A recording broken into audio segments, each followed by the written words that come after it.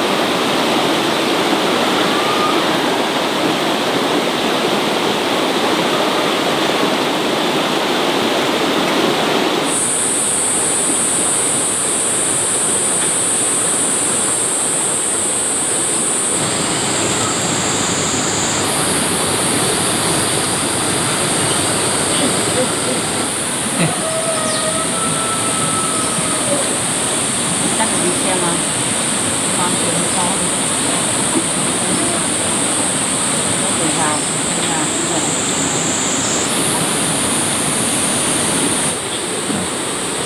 Đấy, món của mẹ nè. đây mẹ món đi con. Thế này mới ngon nhỉ. Đây. Đấy. Hôm qua mưa anh đi xem, đi soi xem, suýt nữa là tống mấy người dê với lợn đi hết, lũ lụt.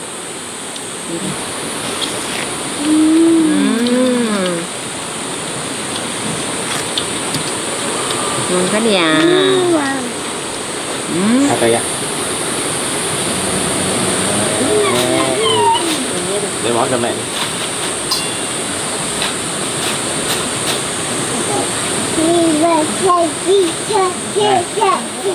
Cho mẹ nào.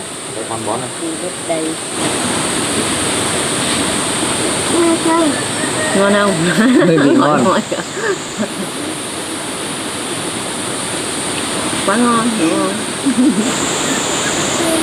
Đây rơi hả? Đây thôi, cho con nữa. Đây, đây.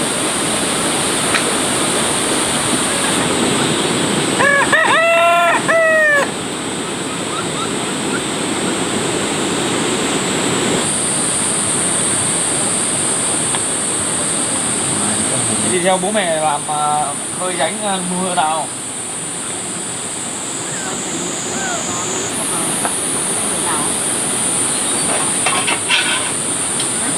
Nhà nhé, nhà chơi giật tôi nhé. Đây đi vào trong nhà cái, đi vào trong nhà chơi giật tôi.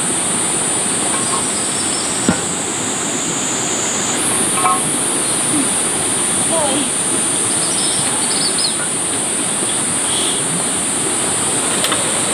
Đồ đi không? Ngắt biết. Có hai con gà vào.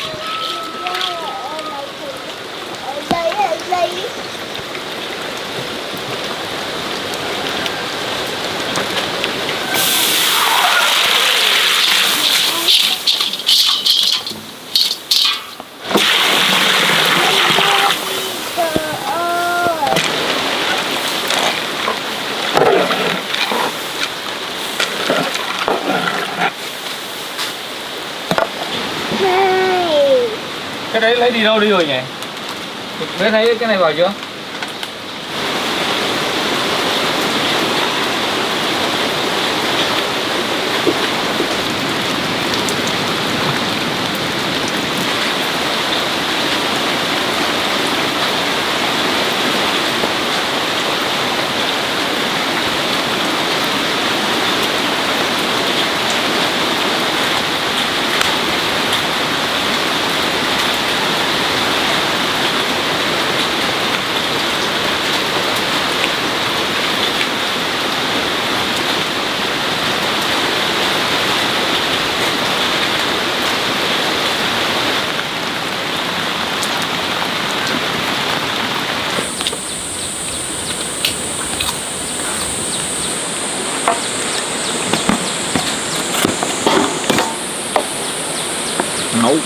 Nấu ngô cho bò ăn chắc được rồi. Với dê chín rồi. Muốn hạt.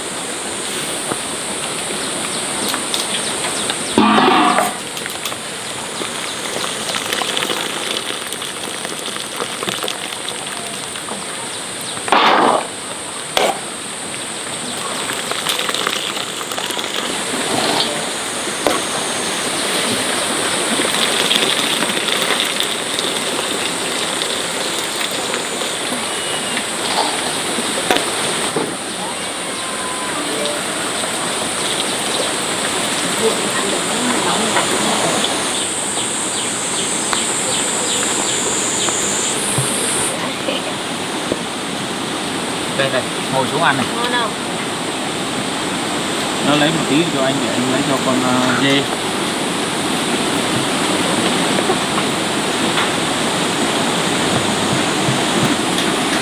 Ăn ngon để lớn lên là một chàng trai tuấn tú nha.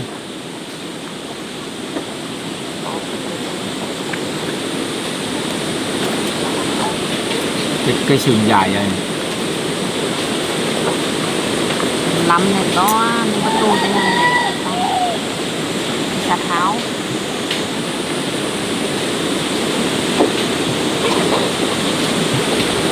Ăn cho khỏe, to lên, làm giống.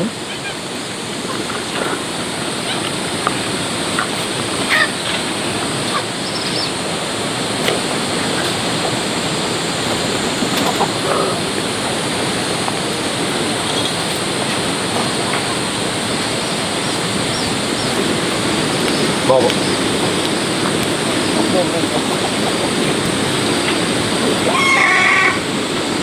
Chậu.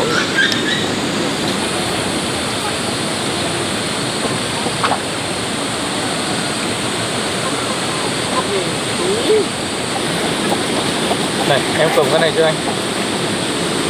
Lào.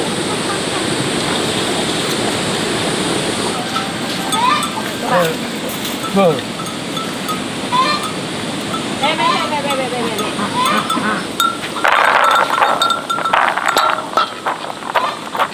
Bẹp.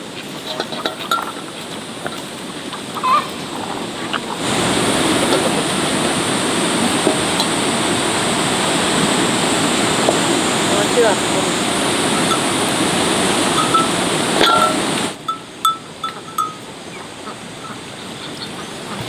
Ăn ngon không? Chúc ăn ngon miệng nhá. Con chê bố, con chê mẹ đang ăn.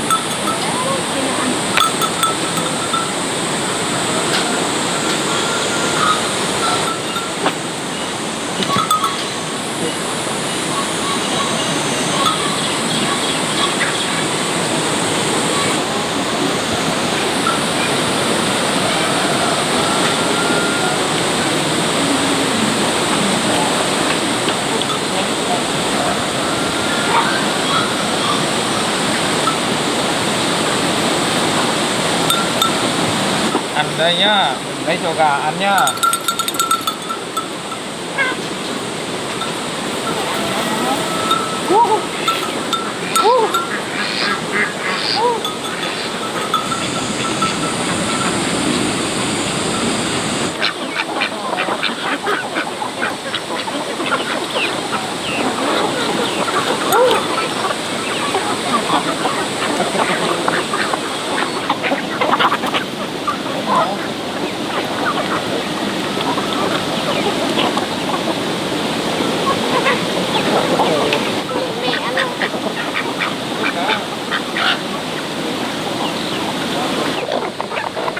Thử hai con đực, hai con cái gà đen này.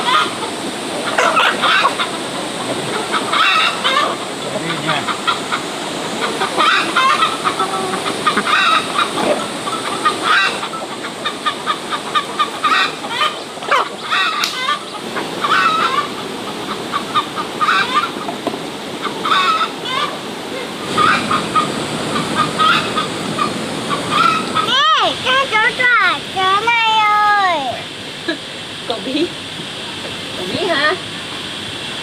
Ăn bí à? Em chữa cái này rồi. Ăn xinh thế.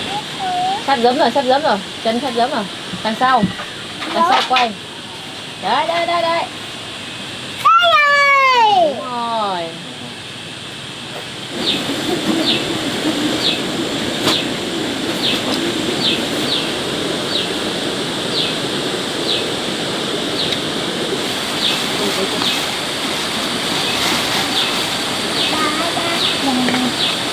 Mẹ thử gì rồi thôi.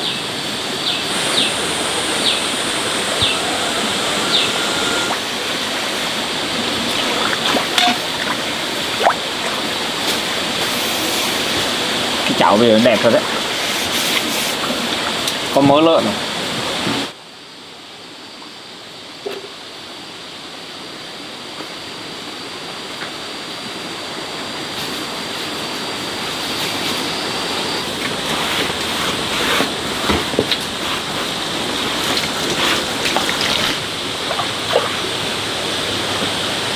Ăn bún vịt em nhá.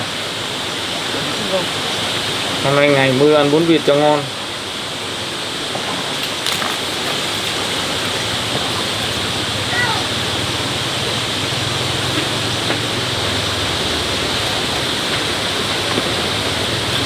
Còn cái này thì làm cái gì được nhỉ? Cái này mình ngâm cái đấy trước phải không?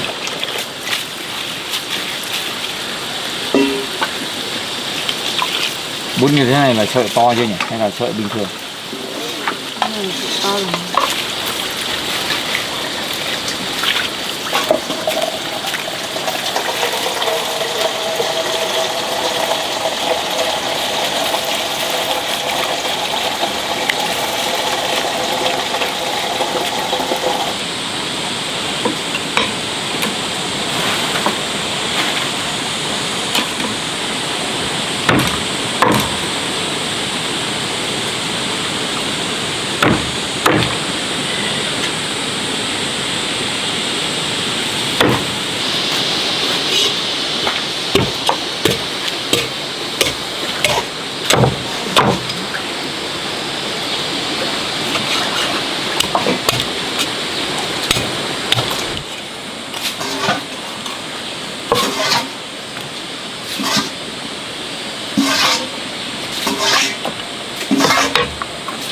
Cái này rất là luộc.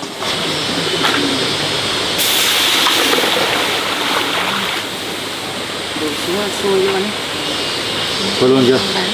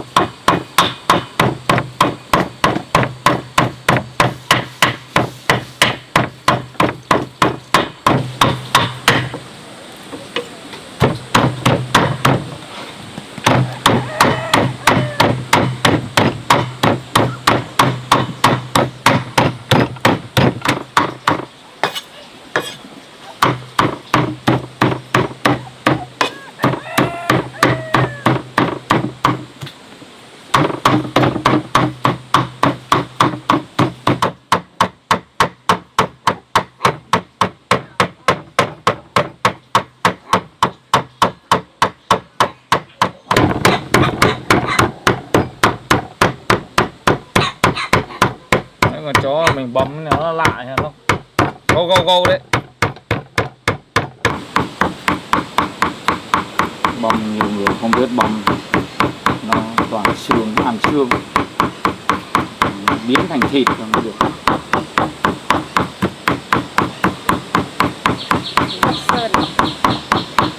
Sơn lên con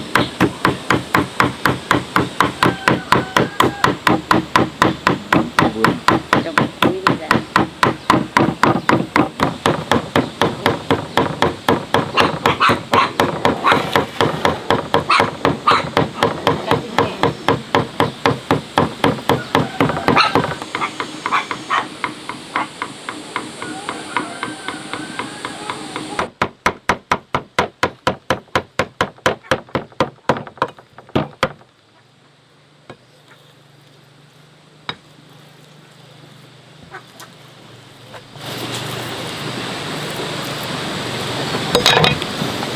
Bố làm bún vịt này, bún vịt của theo thời cổ này, Wow.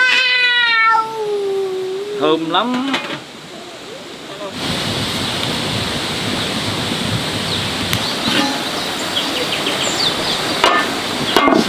Chín rồi, chín ok rồi.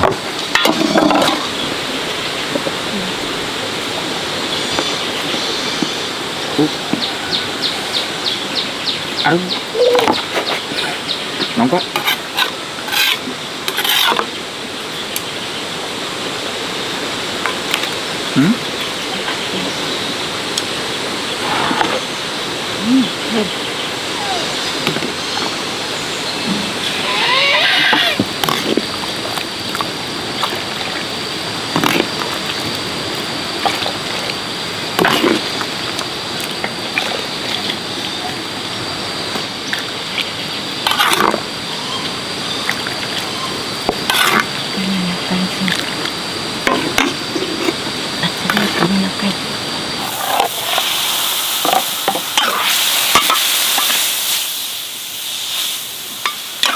Đây, thành thịt hết rồi đấy.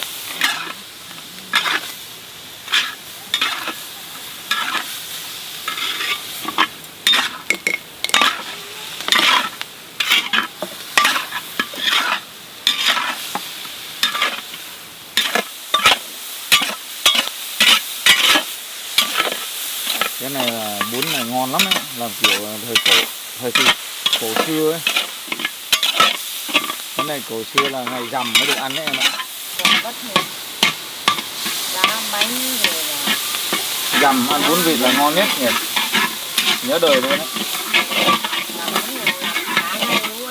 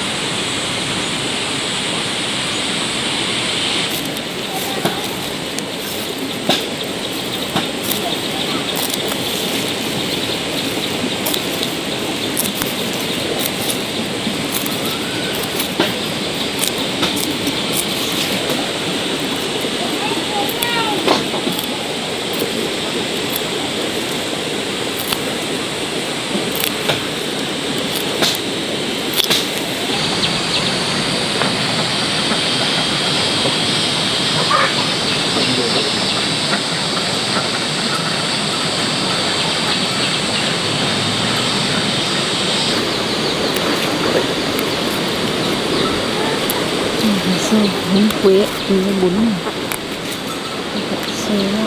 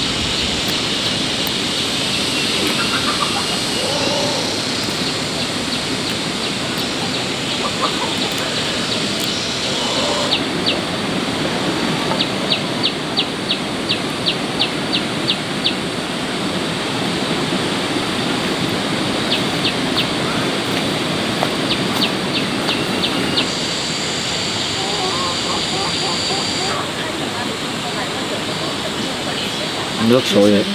Sôi rồi. Cho đó. Cái chậu. Hả? Cái chậu thì đón nước ở dưới.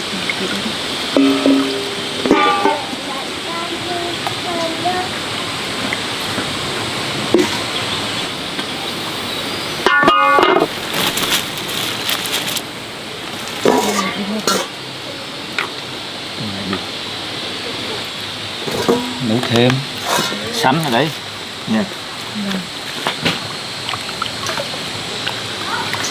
Em đi ở đâu đi, có phải đâu vung màu không nhỉ? Để vùng Mẹ một. ra ta mua đi, mẹ mua. Ảo. Mẹ mua ra ta đi. Bố buộc cho em nào. Nào về đây bố buộc không?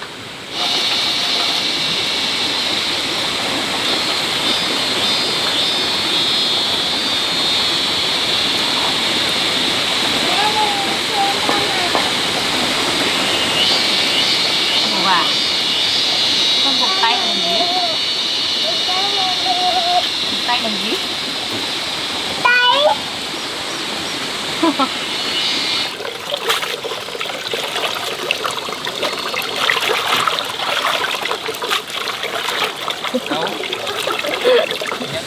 Đấy, mẹ làm nấu ngon lắm, cảm ơn mẹ nào.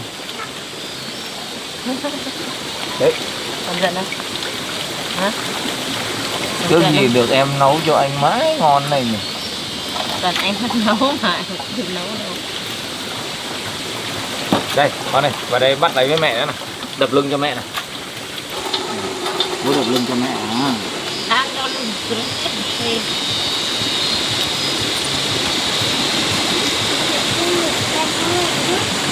Đi.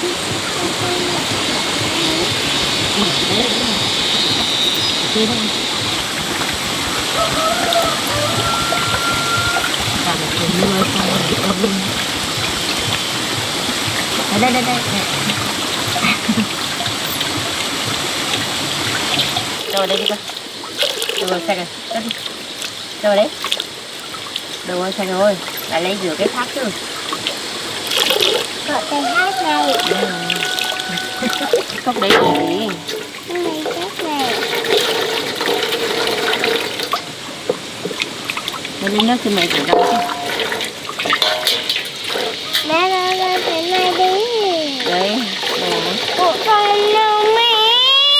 Đấy. Cho mẹ. Rồi đi vào sạch sẽ rồi, đi vào đi.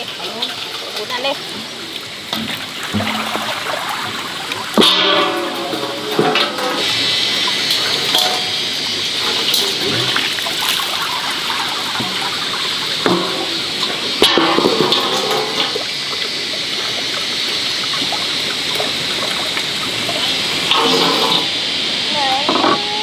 Nó lấy đi tỏi. Hả?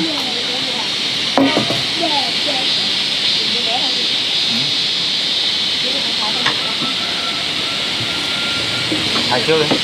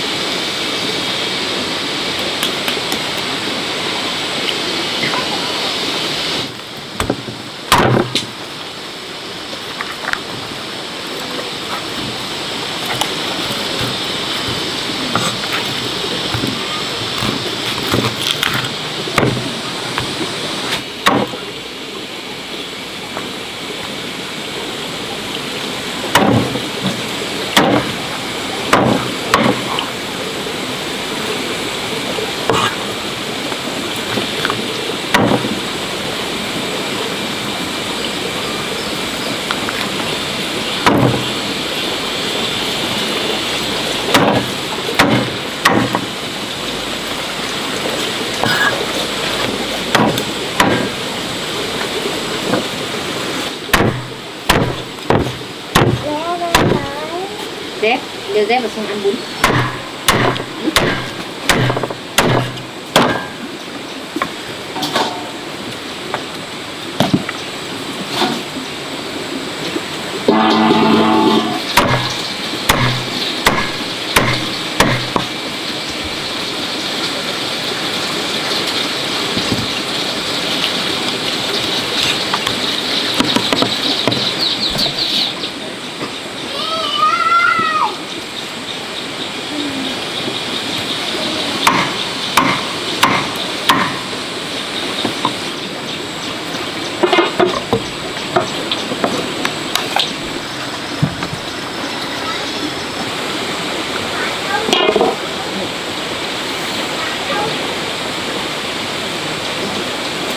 Ngon rồi. Bún làng.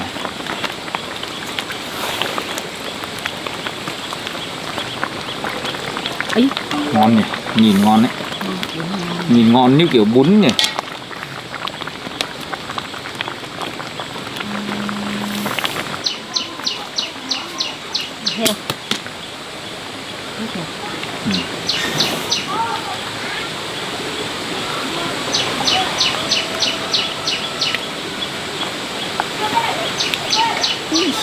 Hơi đẩy đấy.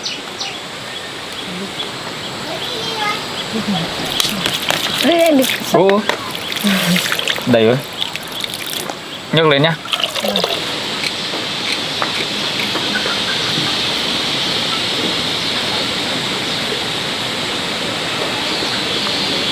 Nó răng, nó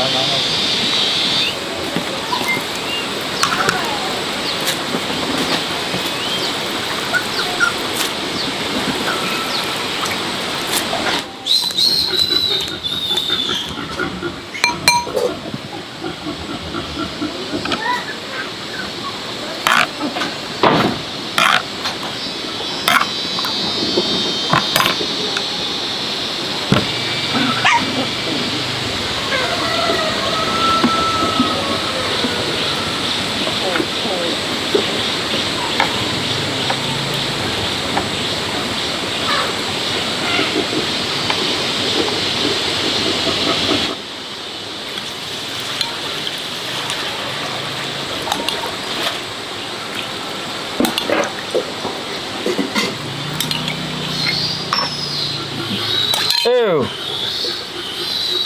Ừ. Ừ. Ừ. Đi đâu rồi? À.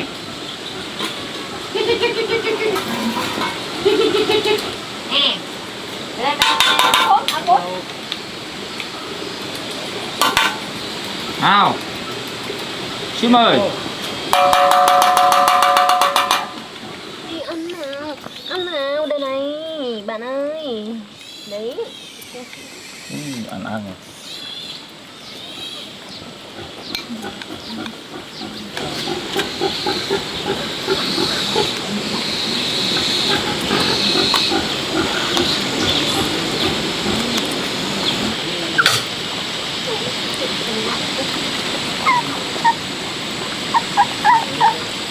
Thế ra ăn bún nào?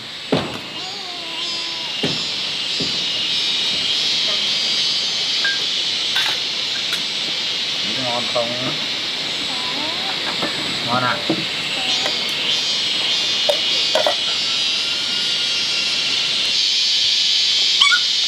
Con này.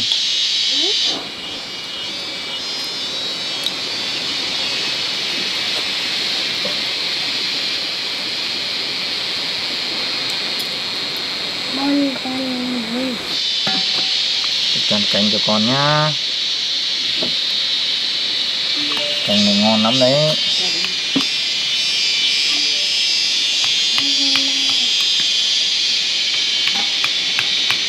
Xin mời.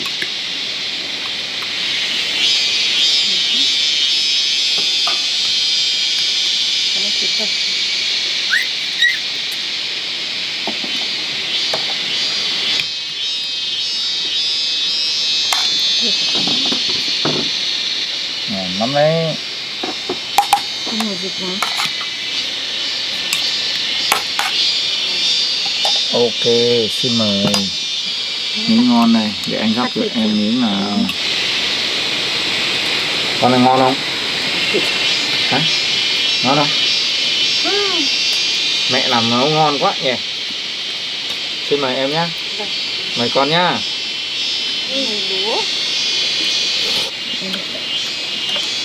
Mời Mời nhá. mời con nha. Rồi.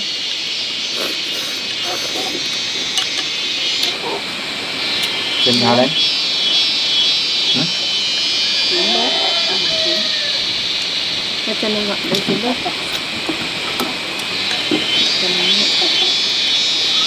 Em ăn đâu nè.